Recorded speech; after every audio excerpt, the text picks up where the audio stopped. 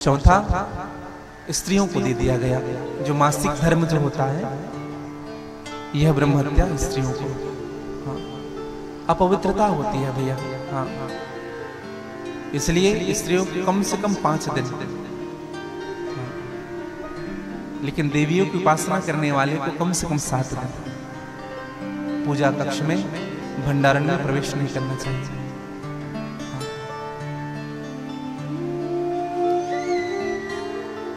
कई लोग तो कई प्रकार के रीजन बताते हैं। हाँ, कई वक्ता एक निवेदन करो, अभी एक वीडियो वायरल हो रहा है, हाँ, मोटिवेशनल स्पीकर।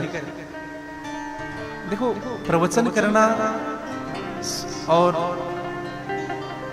अलग बात है, लेकिन आप अगर शास्त्र सम्मत अगर आप भगवान की व्यास पीठ में बैठकर अगर बोल रहे हो तो बहुत जिम्मेदारी से बात करनी चाहिए। हाँ, आपने सुना भी होगा कि माताओं को मासिक धर्म में क्यों पूजा स्थान में नहीं जाना चाहिए। तो कुछ लोग तथ्य भी दिए, आदरणीय जया किशोरी जी ने भी तथ्य दिया था, आप सबने देखा होगा कि ऐसा कुछ नहीं है, क्योंकि रक्त का प्रवाह के कारण शरीर में कमजोरी आ जाती है, जिनके कारण उनको रेस्ट करना जरूरी होता है। आचार को भी स्पर्श, देखो बहुत सारे तथ्य, आचार को भी स्पर्श। अच्छा, एक गलत तथ्य यह भी था, मैं विरोध किसी का नहीं कर रहा मेरे भाई बहन, लेकिन धर्म के अगर विपरीत हम अगर बात करेंगे तो हमारे समाज पर उनका गलत असर पड़ेगा, हमारी संस्कृति पर गलत असर पड़ेगा।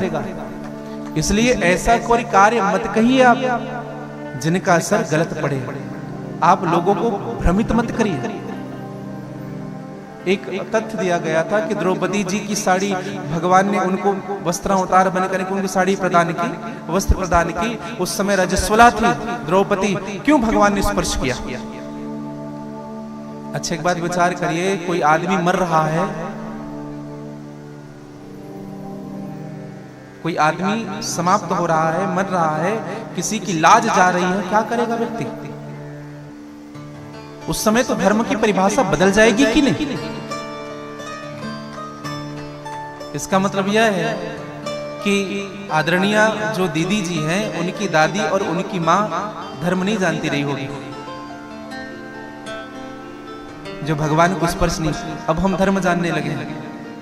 मैं निवेदन करूं मेरे भाई बहन, केवल एक नहीं, कोई भी अपनी सनातन धर्म संस्कृति के विषय में अगर गलत सलत कोई कह रहा है, आप उनका विरोध करिए। धर्म से बड़ा कुछ नहीं होता है। हाँ, सदैव याद रखिएगा।